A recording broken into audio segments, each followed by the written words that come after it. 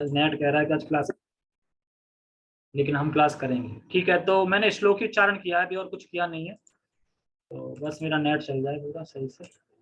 ठीक है, तो मैंने श्लोक का उच्चारण कर लिया है, अभी कुछ निकला नहीं है, तो ठीक है। पहले हम श्लोक के शब्द को समझते हैं। अश्रद्धान, अश्रद्धानः पुरुषा, पुरुष कौन से पुरुष? जो पुरुष श्रद्धा नहीं रखते, इसमें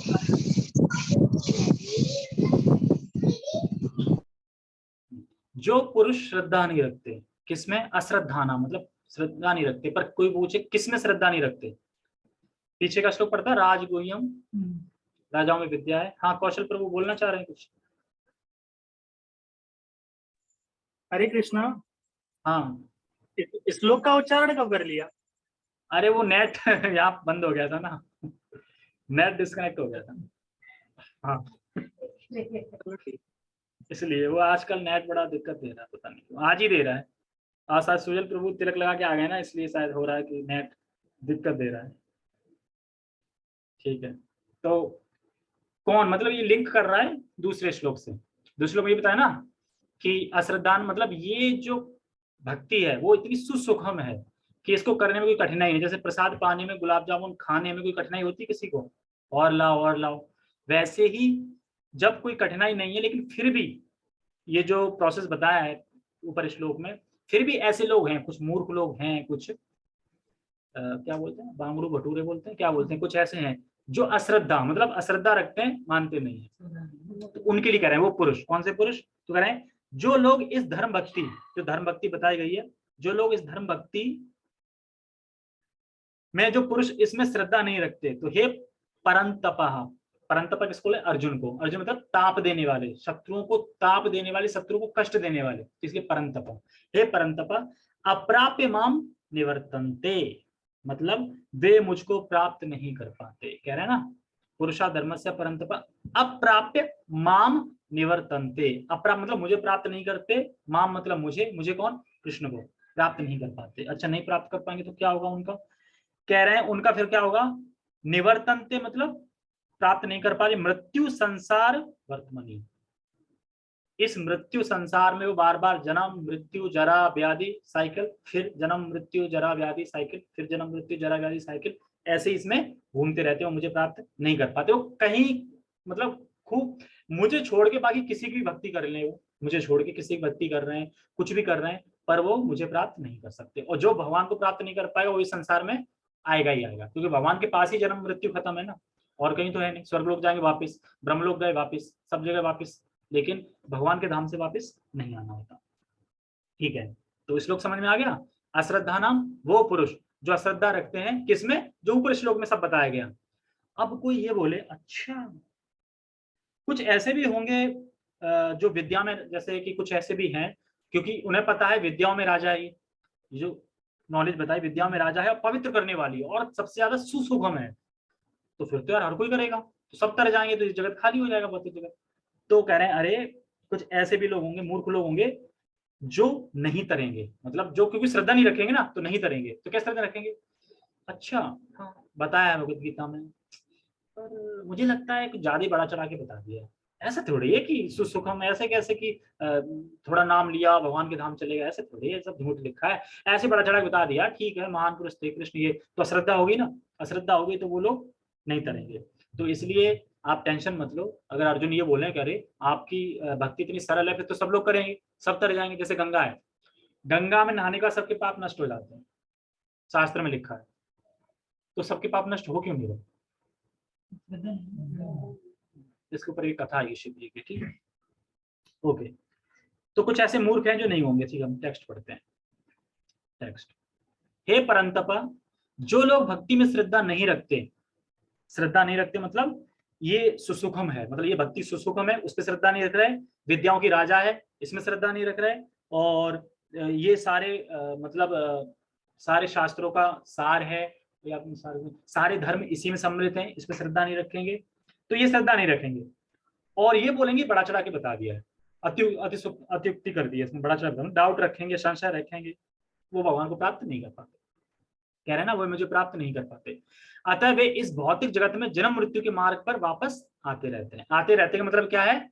birth and death, birth death, birth death इसमें। लेकिन बर्थ डेथ ही नहीं है, दो और बीमारियां, जरा व्याधि, वो भी सहते हैं और फिर भी नहीं मानते, फिर भी आते हैं। अब इसमें एक क्वेश्चन उठा रहे हैं आचार्य अपने कि अगर ये मार्ग इतना सरल है तो इस जगत में कोई नहीं रहेगा। फिर अगर ये मार्ग इतना सरल है तो इस जगत में कोई नहीं रहेगा, ऐसा बोल रहे हैं। तो कह रहे हैं नहीं, इस जगत में रहेंगे। तो इसके लिए कथा आती है कि एक बार पार्वती शिव जी से बोलती है कि ये जो पापी लोग हैं इनका पाप कैसे खत्म होगा? शिव जी आप ये बताइए, इनका पाप कैसे खत्म होगा? मैं नीचे देख रही हूँ बहुत सारे लोग हैं पापी पापी तापी हैं, जुआ खेल रहे हैं, दारू पी रहे हैं, मीट सीटिंग कर रहे हैं, बहुत सारे हैं, तो कैसे पाप नष्ट होंगे? तो कह रहे सिंपल, गंगा में नहा के। तो कह रहे फिर तो सारे पापी वापी तर जाएंगे, मतलब गंगा में नहा के सारे पाप नष्ट हो जाए, तर जाएंगे। तो शिव कह रहे ऐसा ही तो नहीं होता। तो कह रहे ऐसा ही नहीं होता, ये क्या मतलब? इधर ये भी कह रहे हो कि गंगा में नहा के पाप भी खत्म हो जाएंगे, इधर ही पापी पाप भी करते रहेंगे, मतलब खत्म भी नहीं होंगे इनके पाप, इधर खत्म भी जाएंगे, दोनों चीज कैसे बता रहे हैं? तो कहते देखो ऐसा करते, टेस्ट करते हैं, चलते हैं नीचे। तो शिव जी एक थोड़ा मतलब ब्राह्मण का वैसा रूप लेके, बूढ़ा सा रूप लेके आ गए और पार्वती आ गई पत्नी बन के उनकी। तो एक गड्ढे में गिरे थे, कौन? शिव जी एक गड्ढे में गिर गए। अब आसपास लोग निकल रहे थे, गंगा में नहाने जा रहे थे। तो उनकी पार्वती उनकी पत्नी बोलती अरे भाई जरा मेरे पति को इस गड्ढे से निकाल दो, बूढ़े हैं, बुजुर्ग हैं, चले गए उसमें, अंधे हैं, दिखाई नहीं दे रहा उनको, चले गए। तो हाँ हाँ बिल्कुल निकाल देते हैं, अभी निकाल देते हैं। कह पर एक कंडीशन है, अगर तुम इनको निकालोगे तो इनके जितने पाप होंगे वो तुम्हारे ऊपर आ जाएंगे। अच्छा ठीक है, मुझे कोई काम याद आ गया, बाद में आते। तो वो चले गए, उन्हें कोई काम याद आ गया। तो इस तरीके से काफी पूछा, सब मना कर रहे हैं। पर एक कोई था, उसका नाम है मतलब गडरिया टाइप का था कोई, तो गडरिया आता है तो उससे बोलती है पार्वती। तो वो कहता ठीक है ओके मैं निकाल देता हूँ। कंडीशन तो सुन लो तब निकालना, कि क्या कंडीशन है? कि तुम इनको निकालोगे तो इनके सारे पाप तुम्हारे ऊपर आ जाएंगे। तो कह रहे कोई दिक्कत नहीं, गंगा जी तो है ना, जाके नहा के आ जाऊंगा। तो यानी उसको श्रद्धा है तो वही तरेगा, मतलब उसी के पाप खत्म होंगे जिससे श्रद्धा है। तो आज का पूरा श्लोक श्रद्धा के ऊपर ही, कि जो श्रद्धा रखेगा, जो ऊपर बताया गया है। जैसे हम भगवान की शक्ति को समझ सकते हैं, हम भगवान की शक्ति को तो छोड़ो, हम ये नहीं समझ सकते लाइट कैसे बन रही है। समझ सकते हैं कैसे बन रही है? अच्छा लाइट है, उसमें तार में कुछ दिख नहीं रहा पर करंट आ रहा है और सब कुछ चल रहा है, कैसे हो रहा है? समझ रहे हैं? हम जब यहाँ की चीज समझ, भगवान शक्ति को समझ जाएंगे तो फिर क्या करेंगे? शास्त्र में जो लिखा है उसे स्वीकार करें। तो भक्त लोग जो शास्त्र में लिखा है उसको स्वीकार करते हैं, उस पर डाउट नहीं करते, संशय नहीं करते, श्रद्धा से स्वीकार करते हैं। श्रद्धा बहुत जरूरी है, हर चीज में श्रद्धा बहुत जरूरी है। यहाँ से घर से कदम बाहर दिख रहे हैं उसके लिए भी श्रद्धा बहुत जरूरी है। जैसे एग्जाम्पल बाइक का देते हैं, बाइक चला रहे हैं, सामने देखा कि एक्सीडेंट हो गया बाइक का, लेकिन तुम तो चला रहे हो ना फिर भी, क्यों? श्रद्धा है कि मैं नहीं गिरूंगा, श्रद्धा है तभी तो चला रहे हो, विश्वास है, तो श्रद्धा से ही होता है। तो वो बता रहे हैं लोगों की श्रद्धा नहीं है शास्त्र में, बोलते हैं बढ़ा के बोल दिया गया है शास्त्र में, तो इसमें दम नहीं है। तो ऐसे लोग इसी संसार में जन्म मृत्यु के चक्र में फंसे रहते हैं, बता रहे हैं। जैसे कि भक्ति सुसुखम है पर सब लोग नाम जप या और भक्ति की क्रियाएं, नाम जप ये नहीं करेंगे, भक्ति की और क्रियाएं कर लेंगे। तुमने देखा नहीं कि लोग शिव जी के महाशिवरात्रि को कांवर लेके आते हैं, क्यों? उनसे बोलो मंगल आरती आ जाओ तो उसमें नहीं आ पाएंगे, उसमें आ ही नहीं पाएंगे, जग ही नहीं पाएंगे। और इतनी दूर भजन लाद के वहां से कांवर लेके आ गए, क्योंकि इंसान को लगता है कि जब तक हम कुछ तपस्या नहीं करेंगे ज्यादा ना तब तक हमें फल नहीं मिलेगा। मतलब वो सोचते हैं ना, कांवर लेने वाले बाद में क्या सोचता है, मैं कांवर लेके आया हूँ अब मुझे कुछ ना कुछ फल, मतलब यही माइंड में क्या सेट रहता है, कुछ ना कुछ अच्छा होगा मेरे साथ, ये सोचते हैं ना। लेकिन इसमें तो सुसुखम है ना, कोई कठिनाई नहीं हो रही, ये सुसुखम है, इसमें तो कोई कठिनाई है ही नहीं, तो इसमें कोई लाभ मिलेगा नहीं। तो उनको चाहिए कठिनाई, कोई अपने यहाँ से सरिया निकाल के यहाँ निकाल लेगा।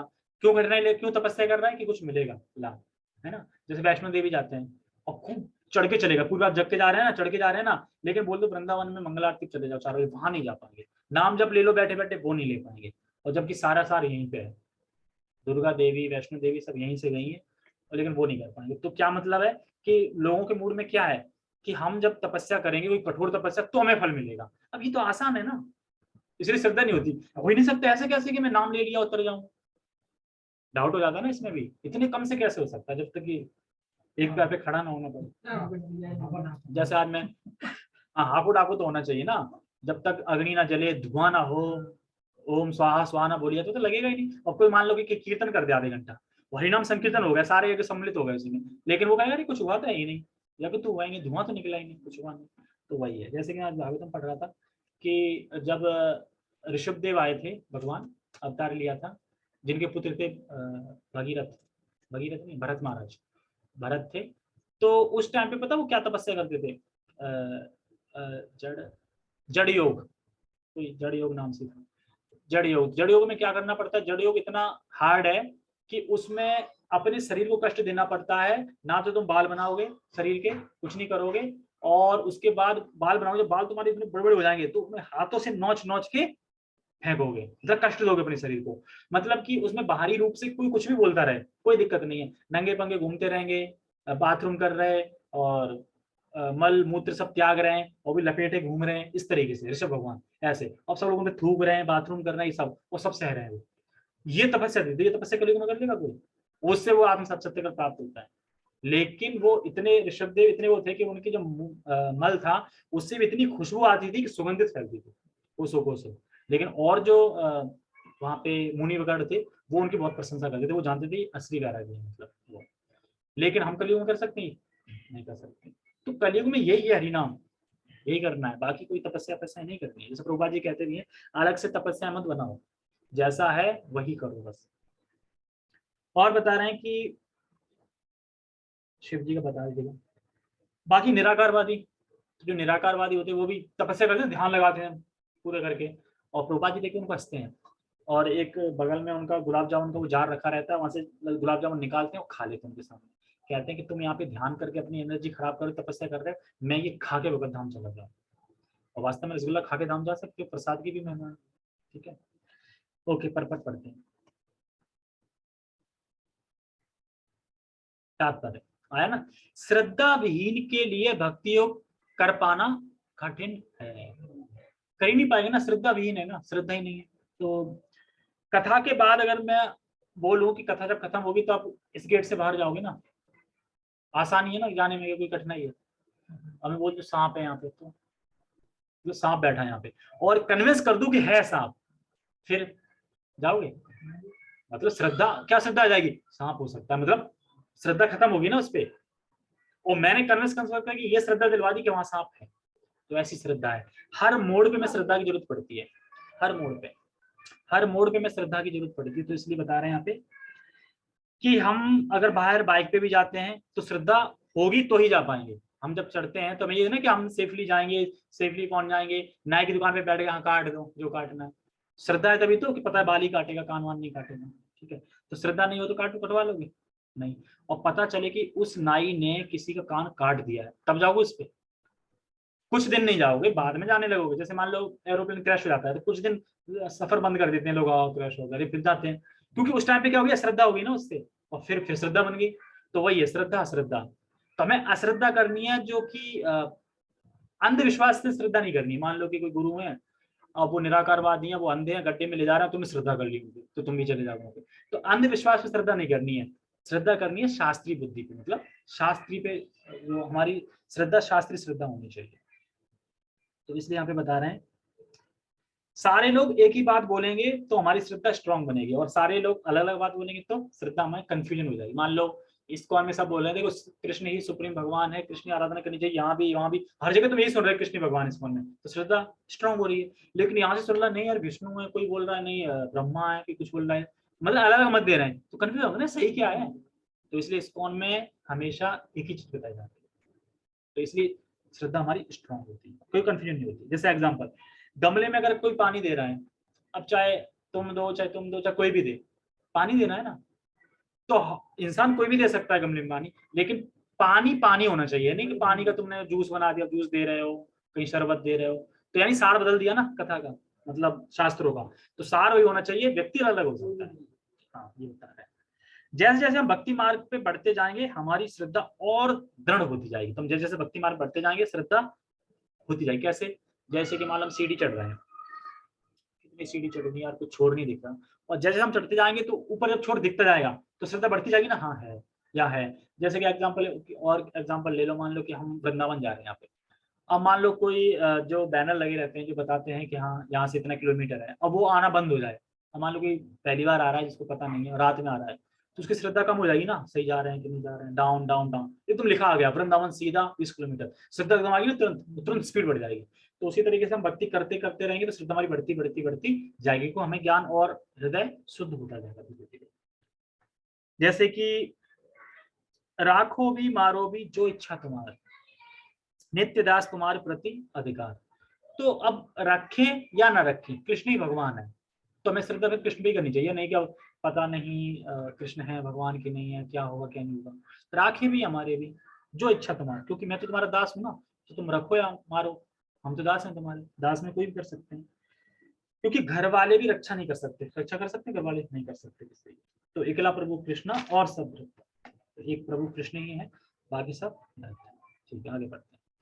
यही इस श्लोक का तात्पर्य है। तो क्या होगा इस श्लोक का पूरा तात्पर्य क्या है? श्रद्धा विहीन, श्रद्धा, तो मैंने श्रद्धा पे फोकस है। श्रद्धा तो भक्तों की संगति से उत्पन्न की जाती है, भक्तों के संग पिक्चर देख के, भक्तों से प्रजल्पा करके, इससे हमारी श्रद्धा स्ट्रांग हो जाएगी, है ना? क्यों नहीं होगी? कैसे होगी? हाँ, भक्तों के संग कथा सुन के। कौन सी कथा? कृष्ण कथा सुन के, ठीक है। भक्तों के सामने कथा सुननी है, कृष्ण कथा, उससे हमारी श्रद्धा उत्पन्न होगी, बढ़ेगी। महापुरुषों से वैदिक प्रमाणों को सुनकर भी अभोग लोग ईश्वर में श्रद्धा नहीं रखते। ये क्या कह रहे हैं? जैसे गीता भागवत सुन के भी कुछ लोग हैं, जो गीता भागवत सुन के भी कुछ लोग श्रद्धा नहीं होती, मतलब गीता भागवत सुन लेंगे और फिर भी श्रद्धा नहीं होती है, ऐसे भी लोग हैं। तो ऐसे लोगों से हमें सावधान रहना चाहिए, ऐसे लोगों का संग बिल्कुल नहीं करना चाहिए। भगवत गीता सुन के भागवत सुन के भी उस पर श्रद्धा नहीं रख रहे हैं, ऐसे लोगों का संग हमें बिल्कुल नहीं करना चाहिए। क्यों? क्योंकि हमारी श्रद्धा भी कोमल है, हमारी श्रद्धा कोमल है ना, हम भी उनकी तरफ, फिर हमारा भी जो भक्ति रत्ता बीज है वो एकदम कर देंगे, वो खेल हाल काट देंगे, पता भी नहीं चलेगा। जब हमारी श्रद्धा स्ट्रांग हो जाएगी, हम बढ़ चढ़ के उस पर भक्ति पे हो जाएंगे, उस पर फिर तो कोई आ जाए, फिर तो हम तार, क्योंकि जिसकी भक्ति श्रद्धा बढ़ चुकी है वो तो कोई भी कुछ भी आगे बोले वो तो कृष्ण की ही सुनेगा। लेकिन जिसकी श्रद्धा भी कोमल है, 1 महीने हुआ है, उसे कोई भड़का दे आके, अरे हमने खूब गीता सुनी है, खूब है, कुछ नहीं, ये सब वो बना रहे हैं, ये वो, तो उसकी श्रद्धा कोमल है, तो फिर उसको खेल रहे। इसलिए हमें पंगा नहीं, अगर हमारी श्रद्धा कोमल है तो हमें ऐसे लोगों से पंगा नहीं लेना चाहिए, और जब हमारी श्रद्धा स्ट्रांग हो जाए फिर हम ले सकते हैं। और बाकी जिसकी श्रद्धा कोमल है, वो जो श्रद्धा रख रहे हैं उन लोगों को हमें समझाना चाहिए, उनसे डील करनी चाहिए। श्रद्धा विहीन है उनसे डील नहीं करनी चाहिए। बहुत से लोग हैं गीता सुन के भी फिर उस पर कमेंट करने लगते हैं, अरे ये तो सब गलत लिखा है, तो वो होते हैं। तो इसमें आगे बताते हैं, वे झिझकते रहते हैं और भगवत भक्ति में दृढ़ नहीं रहते। इस प्रकार कृष्ण भावना की प्रगति में श्रद्धा मुख्य है। तो हमें अगर कृष्ण भावना में प्रगति करनी है तो मेन क्या है? मुख्य है श्रद्धा।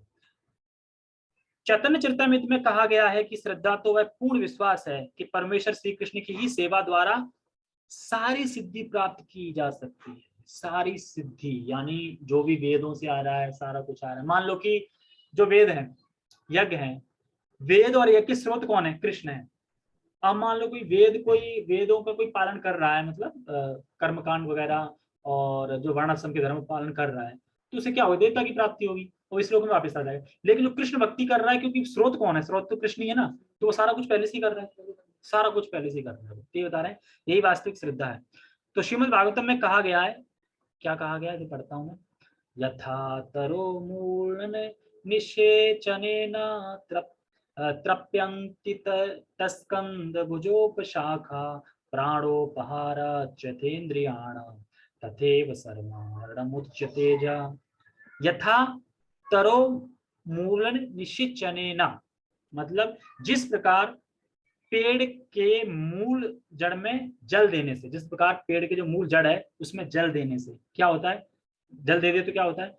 तृप्यंती तस्कंध, तत् स्कंध भुजोप शाखा, उसके स्कंध भुजा उपशाखा उन सब पे जल पहुंच जाता है, ठीक है। तो उससे क्या होगा फिर जल पहुंचने से? बता रहे हैं, प्राणोपहाराच यथेन्द्रियाणा, मतलब पेट में आहार देते हैं तो सभी इंद्रियों को प्राप्त हो जाता है। तथैव सर्वा हरणम मुच्यतेजा, तो इसी प्रकार जो अच्युत की पूजा करने से सभी की पूजा हो जाती है। जिस तरह पेड़ की जड़ में जल देते हैं सारी पत्ती मिल जाता है, जिस तरह हम अपने पेट को खाना देते हैं तो सारी इंद्रियां पुष्ट हो जाती, उसी तरह अगर हम कृष्ण की पूजा करते हैं तो सभी की पूजा हो जाती है। ये बता रहे हैं, ठीक है। तो इसकी हिंदी पढ़ते हैं, पहले समझाने को पढ़ते हैं। इसका मतलब ये नहीं कि हम देवताओं का अनादर करें। अरे शिव कृष्ण को पूज रहे हैं ना, शिव तो अपने आप ही आ गया। ऐसा नहीं करना, ऐसा करेंगे तो फिर हमें भगवद्धाम कभी नहीं मिल सकता, हम भगवद्धाम पहुंच ही नहीं सकते और नीचे डाउन डाउन हो जाए। इसका मतलब ये नहीं कि हम देवताओं का अनादर करें, एक तो ये, बस हमें अलग से देवताओं की उपासना नहीं करनी है, मतलब कि कृष्ण की भी करना है लेकिन हमें शिव की भी करनी चाहिए, ऐसा सोच के करेंगे तो फिर नहीं प्रगति कर पाएंगे। ऐसा नहीं करना, मतलब हमें उनका आदर करना है शिव का, लेकिन ये नहीं कि शिव की अलग से पूजा भी कर रहे हैं, चुपके चुपके सोमवार फास्ट भी रख रहे हैं, उपवास भी रख रहे हैं, जल भी ढार रहे हैं, सब कर रहे हैं। अरे वो तो ठीक है, इस्कॉन वाले तो सब बताते हैं कि फिर भी शिव है, मैं 50 मतलब 20-25 साल से शिव की आराधना कर रहा हूँ, छोड़ दूंगा तो गुस्सा नहीं आएंगे, खुद नहीं आएंगे, तीसरी आंख खोल देंगे। तो इस तरीके से कर रहे हैं तो फिर ये गलत है। मतलब यथा नाम, क्योंकि शंभु वैष्णव है, इस हिसाब से डाल सकते हो पानी कि ये वैष्णव है, आप जिस तरह वैष्णव हो, थोड़ी बुद्धि हमें भी आए, हमें भी कृष्ण की भक्ति मिले, इस तरीके से हम भी वैष्णव के गुण आ जाए थोड़े हमें, इस प्रकार से कर सकते हैं। तो हमें देवताओं की अलग से उपासना नहीं करनी है, पर देवताओं का अनादर भी नहीं करना है। अगर कोई भक्ति कर रहा है, देवता अनादर कर रहा है, तो वो फिर धाम नहीं आ सकता। क्योंकि जब कोई रा बोलता है तो शिव क्या बोलते हैं, ध्यान से कान लगा सुनते, माँ तो नहीं बोल रहा है, कहीं बोल दिया माँ, बस मुक्त हो गए, बड़ा खुश हो जाते हैं।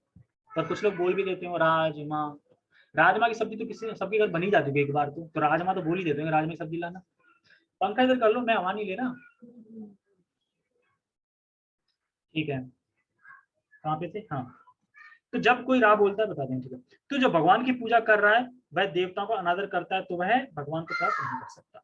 भगवान के भक्तों की सेवा क्या भगवान से अलग है, जैसे किसी ने क्वेश्चन किया था। अच्छा, तो हम तो देख रहे हैं कि हम भगवान से अलग तो गुरु की पूजा कर रहे हैं, है ना, गुरु की, तुलसी देवी की, इन सबकी तो कर रहे हैं, मतलब अलग से। तो वे कह रहे थे कि अगर कोई भगवान से अलग, मतलब भगवान के भक्तों की सेवा क्या भगवान से अलग है? पहली बात तो ये एक ही है, अलग नहीं है। और यहाँ तक कि भागवतम में बोला गया, पद्म पुराण में, ये पता नहीं पर एक श्लोक आता है, उसकी हिंदी पता है मुझे, श्लोक तो याद नहीं है, कि सभी आराधनाओं में विष्णु की आराधना सर्वश्रेष्ठ है। और उससे भी श्रेष्ठ यह है कि जो विष्णु से संबंधित जो चीज है, जो लोग हैं, उनकी आराधना करना, वो उससे भी श्रेष्ठ है। जैसे कि तदीय वस्तु, तदीय जैसे गाय की सेवा करना, तुलसी माला, तुलसी की देवी की सेवा करना, और या फिर कोई भक्त है, तो मान लो कि तुम किसी को प्रीच कर रहे हो, कृष्ण बता रहे हो, वो अनजान है, तो क्या तुम सेवा नहीं कर रहे हो? तो उससे विष्णु प्रसन्न हो रहे हैं कि तुम भगवान के बारे में बता रहे हो उसको, कृष्ण प्रसन्न हो रहे हैं उससे। तो इस तरीके से, तो तुलसी भगवान के भक्तों की सेवा भगवान से अलग नहीं है, भगवान की सेवा में ही है, अलग नहीं है उनकी सेवा। और अगर हम भक्ति के बारे में किसी को बता रहे हैं तो मैंने बता दिया पॉइंट, ठीक है, आगे बढ़ते हैं। वृक्ष की जड़ को सींचने से उसकी डालें, टहनियां तथा पत्तियां तुष्ट होती हैं, और अमाशय को भोजन प्रदान करने से शरीर की सारी इंद्रियां तृप्त होती है, मैंने बता दिया। इसी तरह भगवान की दिव्य सेवा करने से सारे देवता तथा अन्य समस्त जीव स्वतः प्रसन्न होते हैं। अच्छा, तो जब प्रहलाद महाराज विष्णु को संतुष्ट कर रहे थे, हिरण्यकश्यप को संतुष्ट क्यों नहीं हुआ? कह रहे हैं ना, कृष्ण को संतुष्ट करने से सब संतुष्ट हो जाते हैं ना, तो हिरण्यकश्यप को संतुष्ट क्यों नहीं हुआ? तो प्रभुपाद जी एक तात्पर्य में लिखते हैं इसके लिए कि जब हम जड़ में पानी डालते हैं तो उन पत्तियों में पानी पहुंचता है जो पेड़ से लगी हुई है, जो पेड़ से अलग है उन पे नहीं पहुंचेगा, वो सूख जाएंगे। तो ये लोग पेड़ से अलग हैं, मतलब ये लोग असुर हैं, ये भगवान से द्वेष करते हैं, द्वेष करते हैं इसलिए, क्योंकि जो भी द्वेष करता होगा ना भगवान से, वो भक्त से संतुष्ट नहीं होगा, भक्ति से उसे चिड़ी होगी। जो मतलब भगवान से द्वेष कर रहा होगा, जो कृष्ण से द्वेष नहीं कर रहा होगा, उसे भक्ति कोई दिक्कत नहीं, उसे सामान्य होंगे, मतलब भक्त आए चलो अच्छी बात है, जल पानी जो भी दो। लेकिन जो कृष्ण से द्वेष कर रहा होगा ना, वो हरे कृष्ण वाले से भी द्वेष करेगा भक्तों से। तो वही हिरण्यकश्यप का एग्जाम्पल दे रहे थे, ठीक है। अतः गीता पढ़ने के बाद मनुष्य को चाहिए कि वह घर बार छोड़ दे और इसको ज्वाइन कर ले। ये लिखा है, तो क्या लिखा है? मेरे में तो ये लिखा है।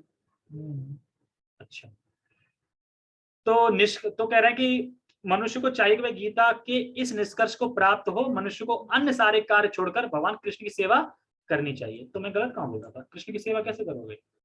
कौन जाओगे तभी तो कृष्ण की सेवा करोगे ना फुल टाइम। एक्चुअली ये है कि लोग क्यों नहीं छोड़ पाते, उन्हें झटका लग जाता है, सारा जगत त्यागना पड़ेगा मुझे, इस्कॉन जाना पड़ेगा अलग एकदम, फैमिली में सब छोड़ के। ओहो, कहीं इस्कॉन ने अगर बाद में कहीं खाना न दिया तो, कहीं मेरा मान सम्मान ना हुआ तो, और कहीं मुझे निकाल दिया तो, डर है ना, एकदम डर। और कहीं मुझे उनने पीस दिया तो उनसे बोलो क्या संसार नहीं तुम्हें पीस रहा है? संसार समझ पीस नहीं रहा है, तुम संसार में ज्यादा पिस रहे हो। जैसे कि प्रभुपाद जी कहते हैं कि दिक्कत क्या है, हम लोग देखो अच्छा कीर्तन कर रहे हैं, कथा कर रहे हैं, सब कुछ कर रहे हैं, जब थक जाए खूब कीर्तन कर करके, नाच नाच के, तो बढ़िया फीस्ट प्रसाद खाओ और सो जाओ। और ऐसे करते करते अगर हमारे प्राण निकल गए तो धाम जाओगे, तो दिक्कत क्या है? अच्छी लाइफ जी रहे हो और करते करते प्राण निकल गए धाम भी जा रहे हो, तो इससे अच्छा क्या है? मान लो कि कीर्तन कर रहे खूब जोर से, थक गए, फिर प्रसाद आ गए, प्रसाद आने के बाद फिर आराम से अपना नींद लो और फिर सुबह भगवान का नाम, फिर कीर्तन, फिर कथा, फिर प्रसाद। तो ऐसे अगर जियो पूरी लाइफ और मर भी जाए तो धाम मिलेगा। तो क्या दिक्कत है? तो सेवा का मतलब सब कुछ छोड़कर इस्कॉन ज्वाइन कर लेना चाहिए। तो ये सुनने में झटका लगता है लोगों को कि पूरा जगह छोड़ना पड़ेगा मुझे, एकदम अलग से लगता है यार, फैमिली छोड़नी पड़ेगी, मतलब वहां रहेंगे। एक तरह से ऐसा हो गया ना, जैसे मान लो कि ड्यूटी जाता है अलग घर से, तो उसे लगता है ना यार कितनी दूर रहूंगा, कब छुट्टी मिलेगी, कब घर जाऊं। लेकिन इस्कॉन में तो तुम चलेगा करवाने, ठीक। लेकिन ऐसा नहीं है, अब तो फैमिली बगल में रहती है, आती रहती है, घूमती रहती है, तो ऐसा ब्रह्मचारी। बस संन्यास में दिक्कत है, संन्यास में नहीं। तो इस्कॉन कहीं वहां मुझे ये बता दिया, अगर हम सच में समझ जाएं, अगर हम ये सच में समझ जाएं कि वास्तव में हमें पीसा जा रहा है, हम लोगों को ये संसार हम लोगों को पीस रहा है वास्तव में, अगर हम ये समझ जाएं तो हम सब कुछ छोड़ छाड़ के भजन में, भजन के निमित्त हो जाएंगे, भजन करने लगेंगे, इच्छुक हो जाएंगे भजन करने के लिए। यदि वह इस जीवित दर्शन से विश्वत हो जाता है तो यही श्रद्धा है। ठीक है, इसके आगे हम कल पढ़ेंगे, श्रद्धा से आगे, कल नहीं परसों पढ़ेंगे। अभी हम बंद करते हैं क्योंकि समय भी नहीं है और मैंने आगे नोट्स नहीं बनाए। ठीक है, ओके, हरे कृष्णा। तो मेरे फोन ने नेट चला दिया तब तक। जगत गुरु शील प्रभुपाद की जय, जगत गुरु शील प्रभुपाद की जय, श्रीमद् भगवद गीता की जय, निताय निताय गौर प्रेमानंदे, हरि हरि बोल। छोटी सी अनाउंसमेंट है, अनाउंसमेंट सुनते तो अच्छा लगता है ना, क्या बोलने वाले हैं। कार्तिक के महीने में इस्कॉन से जाएंगे, उसमें सभी अलाउ है। ठीक है, कह रहे थे पूरी फैमिली सब ले जा सकते हो। और हाँ, जो कल प्रोग्राम है इस्कॉन में, जो कल प्रोग्राम है, तो उसके लिए क्योंकि मैंने ध्यान से देखा नहीं तो मुझे बता भी रहते कि उसमें 15 से 35 एज लिमिट, और वो यूथ है, वो नए लोगों के लिए है, मतलब जो एक भी माला वाला नहीं कर रहा उनके लिए। तो जब मैंने नाम भेजा था तुम्हारा शिवदयाल का, तो फोन किया था उन्होंने, इन्हें बोला था कि रेडी रहे वो बिल्कुल, मैं पहले जाऊंगा, मेरी सेवा है, मुझे पहले जाऊंगा, मैं जाऊंगा तो मैं माहौल देखूंगा कैसे क्या कैसे लोग आ रहे हैं। तो प्रभु जी कह रहे थे मेरी क्लास नहीं ना, माउंट को प्रभु जी हैं, उसमें यूथ है, मतलब 18, 20, 25 साल उन लोगों के लिए जो यंग है। तो बाकी मैं फोन करूंगा तुरंत बुला लेंगे तुम इस तरीके से। तो वैसे भी तुम तो काम पे जाओगे, 2-3 बजे फ्री हो गए, हाँ 2-3 बजे बाद मैं तुम्हें मैसेज कर दूंगा, तो तुम शिवदयाल आ जाना आराम से बाइक से। ठीक है, वो बता देंगे, कुर्ता पहन लेना फिर, अरे वहाँ पैंट शर्ट में बहुत आएंगे। ओके ठीक है, बहुत बहुत धन्यवाद सभी का। हरे कृष्णा।